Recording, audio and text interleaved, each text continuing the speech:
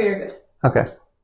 You want to start? Yep. Let's go. All right. Good evening, everybody. Thank you so much for joining us today in Facebook land and Instagram land and soccer families. What we want to do this evening is go over a little bit what club is about. Hopefully, if you have questions, please feel free to go ahead and type them in. We'll start reading them off. Hopefully, we can cover a lot of it. But what I thought I'd do is start off with my experience first. The experience I had coaching a team. So I was a dad coach. I started in recreation. I had a very good, solid team. They were like what were they? U10. It was U10s, and they were again. We went to commissioner steps, all stars, tournament champions, and after that, there were we did like a signature league. That's kind of in between club and recreation. And what we did was it was time. The team was just solid. I started out with a very solid team and a bunch of studs in this team. And so then it came time to start looking for a club. And I did not grow up with a sport. I didn't play soccer. I had to learn soccer. But I did a lot of, as much research as I can and not knowing what I didn't know.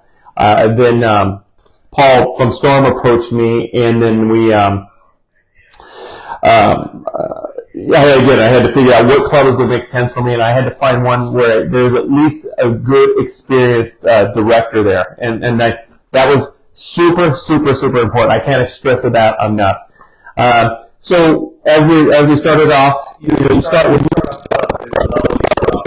the lowest level, and we were doing good. And because I had a lot of athletes on there, so they would make up for what I didn't know. But in the middle of the season, all of a sudden, it started losing. So, and then Paul personally, okay, you need to do this, and this. Again, there was a lot of stuff I didn't know because I had not played soccer. And then we started winning again. And then this team, I just kept putting players together on the team. I was able to work at the time. One of the highest. There's a bunch of different levels to club soccer. At the time, there was like bronze, silver elite, gold, and then premier. So we were able to win a bunch of tournaments and keep winning, and we won the league. You have to win the league. That's the deal. You have to win the league in order to be promoted. That's kind of the key thing about club. You want to keep promoting. And I was able to work up to my level of confidence. Basically, I got us to silver. I got us to gold. And then I knew I had to bring in a professional to make sure the team can keep progressing. And I tell you this team we coached was the most decorated soccer, probably almost any sports team to lead the high desert. All the boys at the end got offers to go to school whether they wanted to or not. So it was a very, very successful team. I'm proud to say I have trophies that most clubs will never see unless I show them a picture. Most clubs in the high desert will never see these trophies. We won some tournaments that no team in the high desert has ever won before. Some of the top tournaments in the country. We were rated as one of the top teams in the country at one point too. So that was, that's been my experience. It's been a wonderful experience, but it was a lot of work in the beginning because I'm coaching and I'm managing it at the same time. And then I brought Paul in here to be the head coach. I think one of the things I will say is the success of the team was me understanding what I didn't know and stepping out of the way for the success of the team. I think that is important as a dad coach because all I cared about was us winning. I wanted us to win. I don't care how we're going to win. I'm not cheating, but I want us to make sure we're getting better. And again, understanding that I worked up to my level of incompetence. I needed to step out of the way and not, my ego wasn't too big for somebody to keep showing me things and showing us how to win. So that has been my success. The success at this game was a lot of work, a lot of fun. I'll never forget it. The boys still call me to this day. Lots of good stuff. But maybe let's get into it. Let's get into it a little bit. For those who don't know, this is Paul Casares. I will tell you, probably one of the most successful coaches recognized by in Southern California. And if you're recognized in Southern California as a successful coach, you're probably recognized as one of the most successful coaches in the country, because this is where soccer is. This is Southern California. We got sunshine 365 days a year. This is where we can play the most of it. So a lot of successful players come from Southern California. So I'll let Paul talk a little bit here. When is a player ready? Well, the player's ready, and a parent will recognize too. I mean, the player going to want more soccer, but when a player's in All-Stars, or he's the best player, he's scoring a lot of goals, he's doing a lot of work, and he's always kind of practicing on his own, wants more. You could tell that those type of players, they're always in All-Stars, and they're ready by then. It's time for them to excel, because that's what pretty much they want to do. A lot of players do, a lot of players don't, but you'll know when they're ready for a club, because they just keep playing. Backyard, they keep training, they keep talking to you, they start watching. So that's pretty much. A lot of times I notice, if I see a kid just always have the ball and they're trying to do tricks with that all the time, those end up being again, because there's no substitute for time on the ball. Yeah. One of the things, get a lot of times people that have not played recreation before, they just want to go directly to the club. That's not a good idea. Start at the recreation level first, because everybody plays the recreation level. Everybody has to be given time.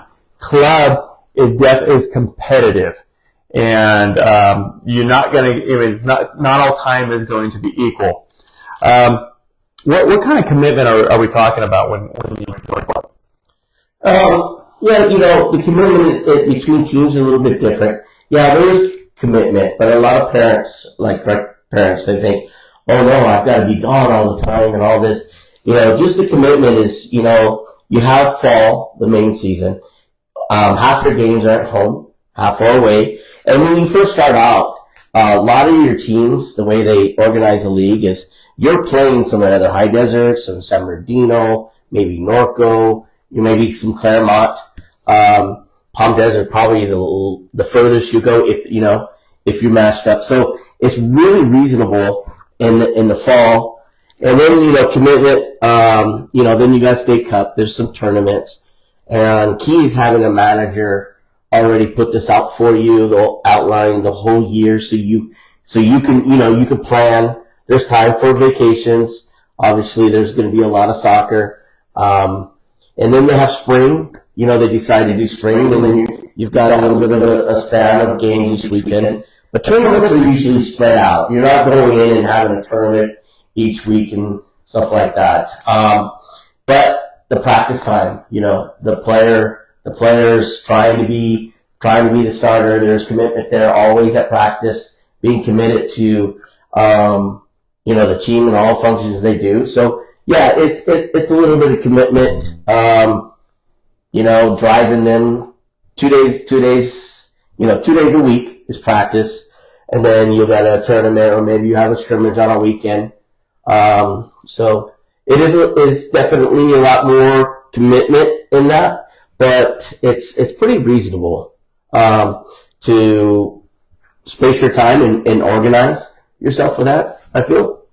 Yeah, as I think about this, and it would roll right into what I'm going to talk about next. It's yes, it is a commitment. Your life ends up being soccer, and I'll tell you what, you'll be okay with it, because you're just going to love seeing your kids accomplish things. That is fun, and to me, winning's fun. Winning's fun. It's not fun traveling places and getting beat. That is not fun. I mean, did we lose? Yes, but we won a hell of a lot more than we lost. Which brings it to a point which I really stress, and this is super important.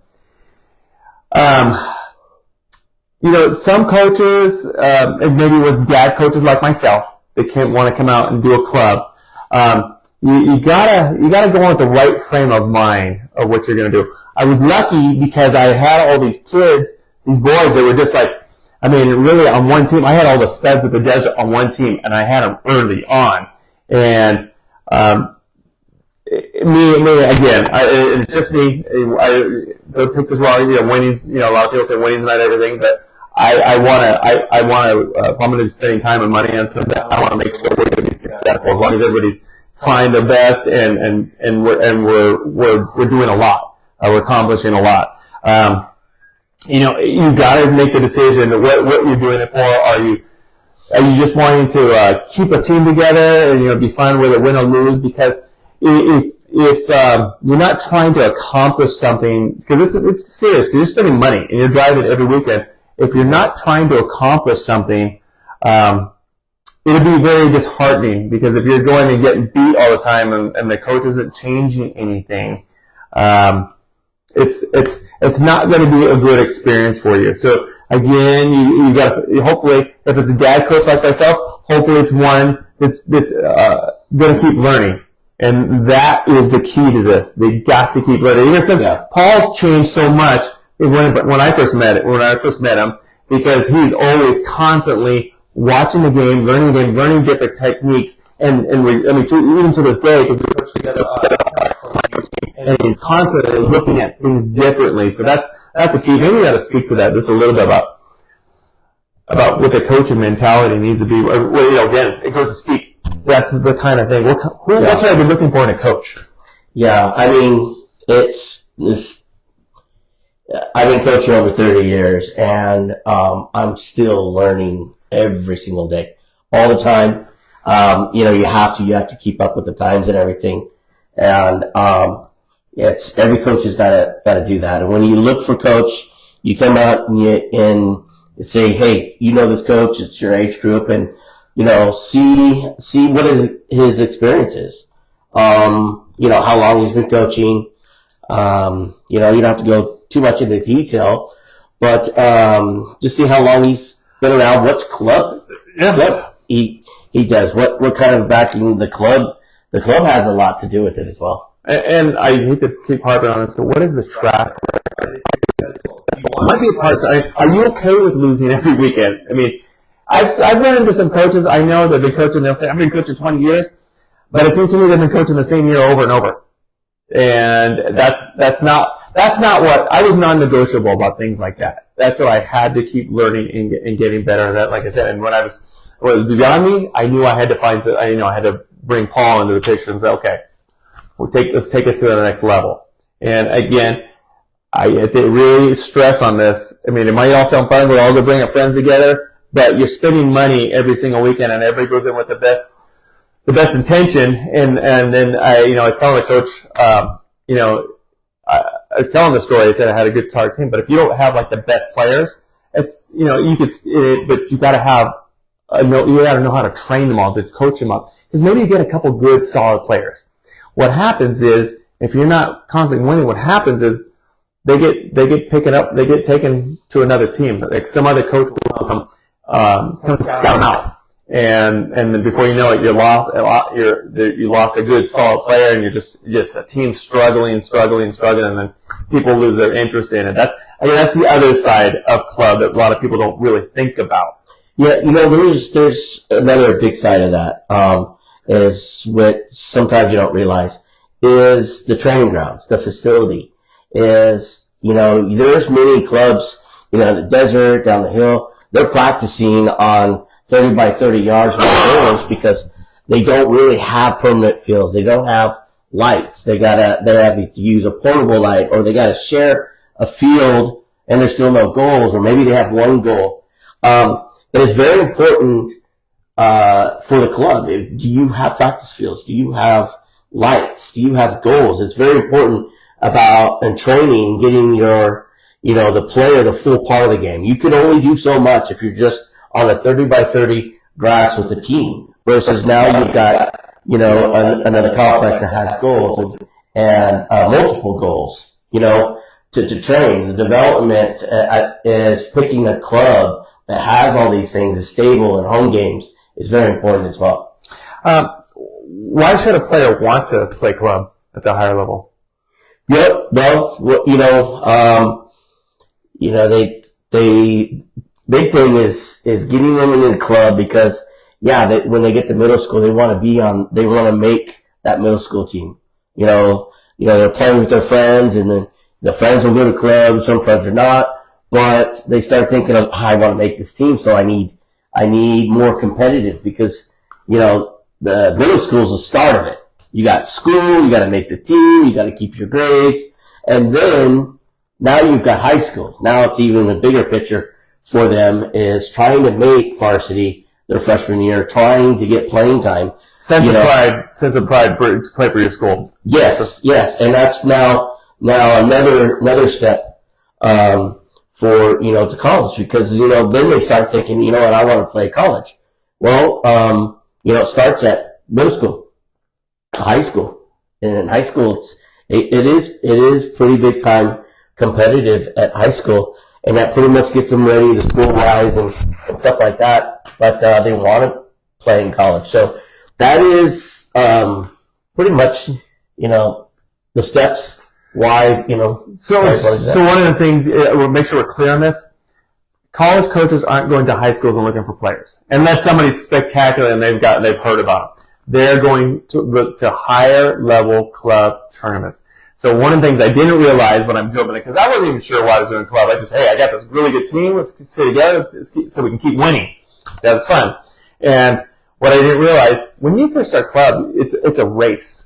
And the race is to keep promoting, getting to the next level. Because by the time they're sophomores, I want them to be playing at the highest level because I want to be invited to the biggest tournaments. They're not going to high school tournaments to scout kids. They're going to the highest club tournaments. I remember one of the biggest ones that we ended up winning was called Surf Cup. And that's held down in San Diego, one of the top 3 in the country. And I'll never forget all these coaches. They never really heard of us before, but we were playing a pretty high profile team. They all came to see, but then they saw us wipe the floor with them. But a whole bunch of those club coaches came college coaches came to watch us game. So by chance they got them to see us, and then our club got we started getting put on the map. We've had a pretty good history of that right now, and club. Of college coaches knowing it, but again, they recognize a good solid club and they have the relationships. They'll call the director of the club if they're trying to scout out a player. So it was a pretty interesting experience being able to talk to all those college coaches about the players. It was pretty fun. Yep. Cameron, are there any other parents out there that any questions that I didn't cover? Will my child become more disciplined? Yes. Yeah, they're gonna have to, because you're fighting for playing time. Yeah. And if you're not disciplined, one of the philosophies that I always admired about Paul when he's coaching, because when I first starting out, a new coach was thinking, man, I just want to win. I got those players on there. I'm not giving players enough time. Is understanding that the coach needs to understand where to put a player where they could be successful. Not maybe making the formation work for them so you can give them playing time. Because playing time is super important. So one of the things that, Paul personally and I don't like to keep a kid on a team if there's no way we're ever going to use them. I mean, if I can see some talent somewhere, we'll figure out a way to get him in there. The discipline it has to be key to be successful at it, or else we're not just going to sit there just keep a player to take your money every single weekend. That's not what it's about. Time is super important. Yeah. Cost. Let's talk about cost a little bit. So each team is a little different. You have the annual registration. What costs to run Brewster Park. The lights, fields, it gets pretty expensive. The insurance, the player card, everything it takes to run the club is the annual registration for the year. So it's the first time. Last year was, I think it was $345. That's just for the registration. Yeah. That's not including what they call uniforms are called kits. Yeah. So then we have our Capelli kit, and you get a home and away uniform and a practice whole full practice kit for, I believe, after when you're done with it, it's $185 out the door online. Then you have costs where some coaches you have training fees. Each coach has a certain amount that they pay. For example, it could be $40 a month. And then they'll pick out some tournaments, and what they do is they say, okay, this month we're going to do this tournament, so now it's 40, divide the price between of the families, and you figure out the price. So it could be another $40. A lot of teams do kind of fundraising too, so that helps out with it, some donations. And any other outside cost? Other than you're paying referees because you're getting a higher level referee at the club level. With the referees, is during league and state cup, you are paying the referee each game. But during like tournaments, that's already paid for. Like the cost of a tournament's already paid for, so that's the difference in the rest. So, High Desert at Storm, we're relatively cheap. We're one of the top clubs in Southern California, and we're definitely a bargain. I mean, maybe talk about some of what the clubs down the hill pay. Oh, so the registration anywhere from $1,200 to $1,700 just for the registration. The uniforms are anywhere from $500 to $700. You might find some that are maybe $400. It gets pricey because it's what they charge. It goes for the club. At Storm, we keep it to as low as we can do, and then the trains are the same.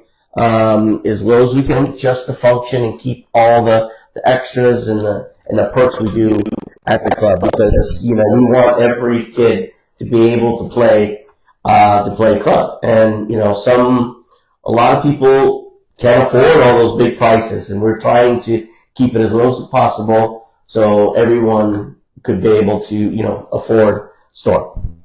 And again, like I said, it's a bargain, and we're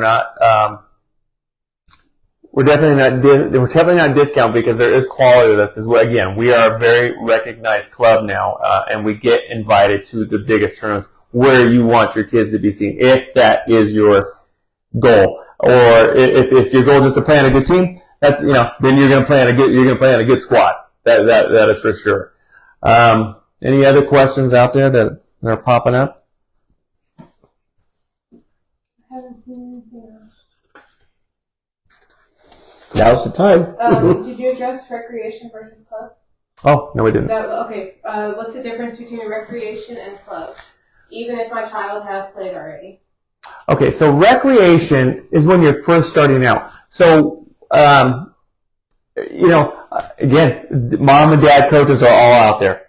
They're volunteers, and maybe some of them know the game, some of them don't know the game.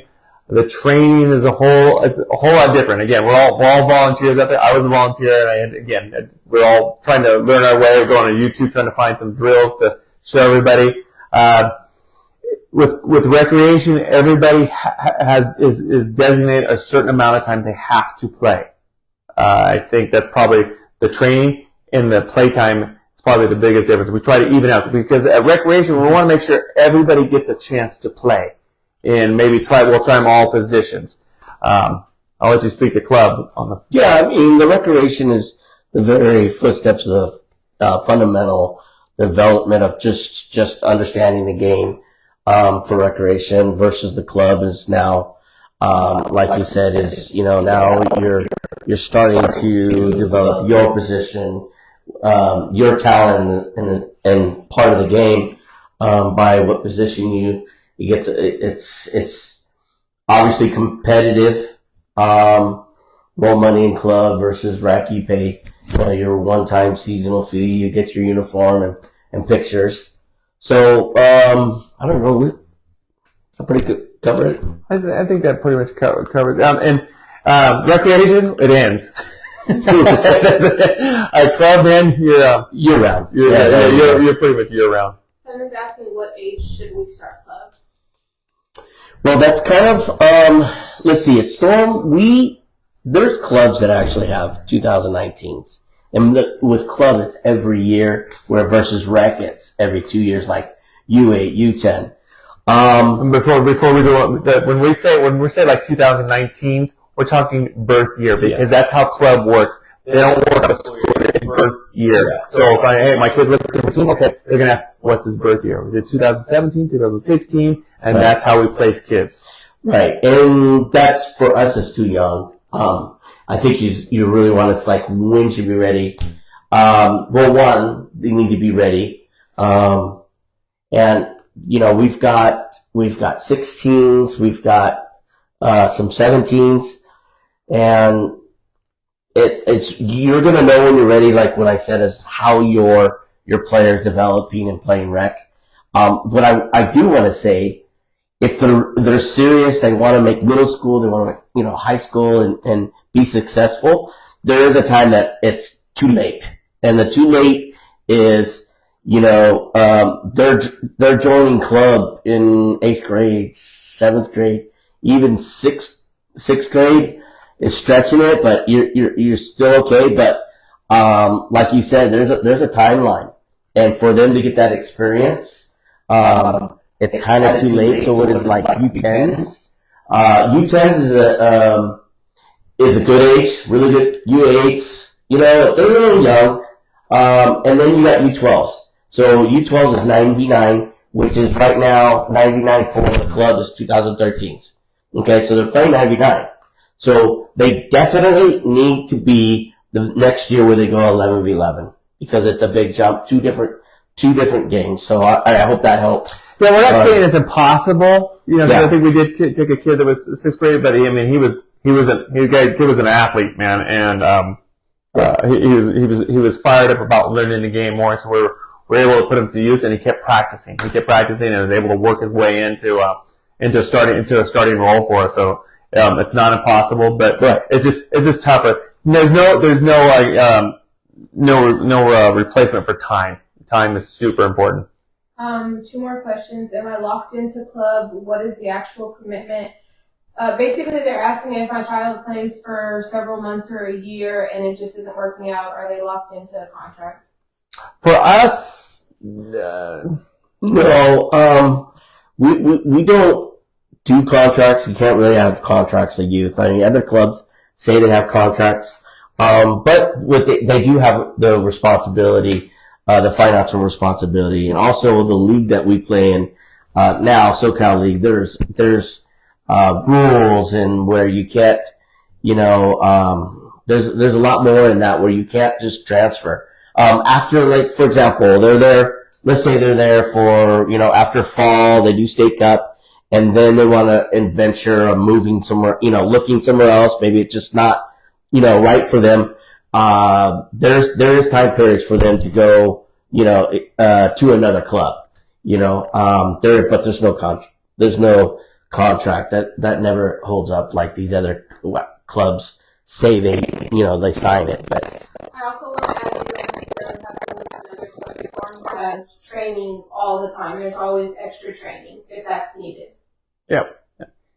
I think one of the things I've got to be doing this before the spring season. I'm going to be taking any of the new coaches who want to be coaches, because we need coaches. We do need coaches for recreation. It's super important. And giving back to the community. I'm so glad, you know, because sometimes I'll talk to, oh man, I don't want to deal with parents and whatnot. I'm so glad that I had somebody that wanted to step up when I was a youngster. It's important. It needs to be done. None of that stuff, you know, even though they're volunteering at the time, it was not free. You're supposed to pay it forward. That's all part of being, doing some community. That brings the community together. And, hey, these kids need some mentorship. And, I happen to love it. My kid's not playing anymore. My kid's playing, he was playing for college and I was playing for a semi-pro team, but I just ended up loving it. I love being with the kids and doing the thing. It's a great thing. So I'm going to be doing some clinics of showing everybody how to train, what they should be doing. So again, kind of what we do at the club level to help you guys get better at training, and it makes it a more enjoyable experience. I can't tell you, most of you parents understand what they always hope for in recreation. All you want is your kid to have a good experience. I mean, that's what you're hoping for, man. And a coach can do that for you. I mean, no matter how bad a team is, man, if the coach is giving it all and showing them some training things, the kids have a really good experience, no matter whether they win or lose. It's about how the coach is training and teaching them the right things, and that's what I want to do, is teach everybody how to teach it. You give you a leg up to teach it correctly, anyways. And like I said, it'll make a much better experience for you. Because again, if you're teaching it, you're not going to have any problems from parents. That's good. Like, I can count on one hand how many times I had to talk to a parent. If you're doing everything you're supposed to be doing, then you're not going to have any problems, man. We did have someone else ask about cost, which we did address, so we can send you a message to kind of go over that. But the next question, and final question, are there any plans for ECNL, EA, or Girls Academy? Oh, that's a great question. That's obviously the next step that our club wants to get into. There's a lot of variables with that. And that's one of our biggest things at the club that we're discussing. How do we get, as a club, we're not the big clubs. There's certain restrictions, that we have to have as a club. And there's a lot that we would have to do if we were a big club, like, 50 teams. It's a lot easier. Because they have different requirements. Every age has to, if you have ECNL, you have to have every age group. And, like up here, all the teams in the desert would not be able to have, enough teams to fulfill that. But that's a great question. Are you talking about if all the clubs were merged together? Oh, then yes. If they were all together, that would be, very possible to have it here, remotely in here, to be able to do that. Another thing with the ECNL thing, and along with the MLS Next and all the fancy names, we ended up going against a lot of those teams with the designation. But man, the skill level, or the quality level, I should say, the quality of those teams is, just because they got that name doesn't mean the quality's there. That's what we run into, because we don't lose against many of those teams. Yeah, my teams, the girl teams, boys teams, with 1 year, by 2002, they had the MPL National Finals. We went in there. All we played was the best ECNL, Seattle Sounders. There's Texas. We went in and we won the tournament. We played against them. But just like other teams, when we play these big tournaments, the club, we go play the tournaments where the college coaches go and are seen. So, at Storm, a lot of our teams are very, very competitive. I hear you with EA. That's a whole different discussion to talk about EA, and then EA2, they find, it's kind of like they finance MLS Next. Then you got the real academies in MLS Next, and then you got ECNL for the girls is pretty fun. We have DPL. So there's all these leagues competing, and so that's probably diluting the talent a little bit. It's kind of crazy. Yeah, but all our teams play those teams in tournaments. The higher level ones will play some of the top teams. Some teams will play a lot of DPL teams, which is only girls. And then the one thing that we don't do very often, unless we're in one of the top, is one of the MLS Next teams. But we see everybody else. We play them. Hopefully we answered any other questions out there. Can players guest play with other teams? So if they play for Storm, can they guest play? What are the restrictions on that, and vice versa? If their player plays for another club and Storm needs guest players, can they play? That's another great question. For our club, the league that we're in, a lot of our teams will guest play for our own teams.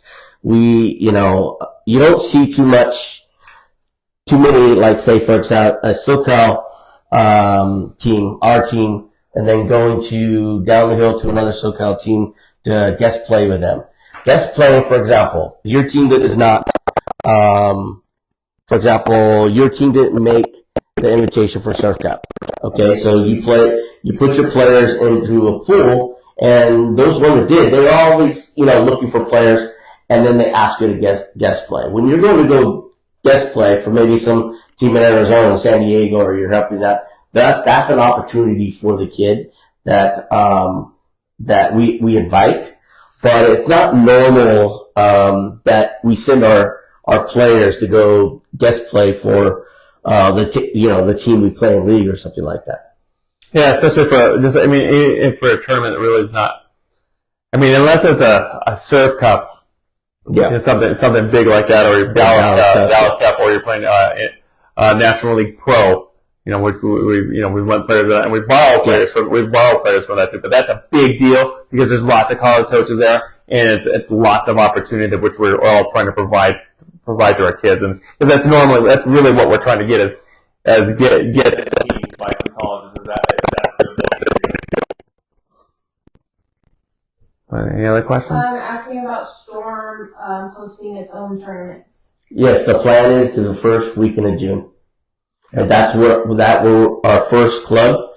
And then we just hosted our first recreation tournament. We actually did it in a month's time. So we expect the next, and that was the weekend before Thanksgiving. Great turnout for doing it in a month, and we try to put benches out there. We try to give it a good how it feels for club, and I think people enjoy that. Yeah. And we're real strict on checking cards and everything because in a recreation tournament we don't want people bringing club players. That it just becomes a free for all. Again, it should be strictly for recreation players to play our recreation tournament. But like I said, now we're gonna do our competitive tournament. We've had people down from the area, other coaches who we know down in other areas. They said they would come up and support it, and it'd be a lot of fun.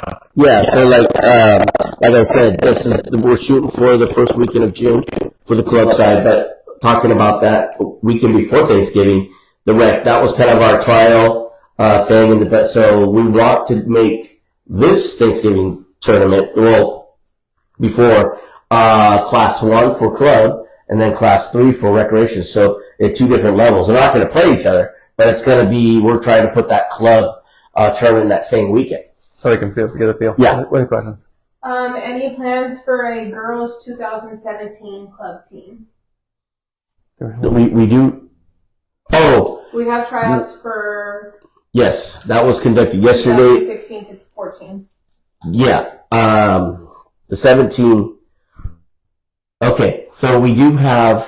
Yes, we do. There's going to be open tryouts. We're going to put something online, and it's going to have every coach's number. We did have a 16-17 team that was mostly 17s. They're turning in to 17s now, right after they're done with state cup. They're in the knockout rounds now that just advanced. And then, so there is 17s, girls available. Just, if, you get my number, message me, and I'll give you the coach's, phone number. All right, any other questions? That was it. All right. Yeah. So we got everybody? Yeah. Okay. Well, again, thank you guys again. Again, this is Paul Casares. He's running the club for the Apple Valley Storm Soccer Club. I run the recreation portion right now. And again, if anybody, we can always use volunteers. We're always looking for volunteers. Yeah. Again, come out and coach. We'd love to have you come out there. Thank you guys very much for spending your evening with us. Thank you. If you guys have any other questions, just send them to us and we'll address them via messenger.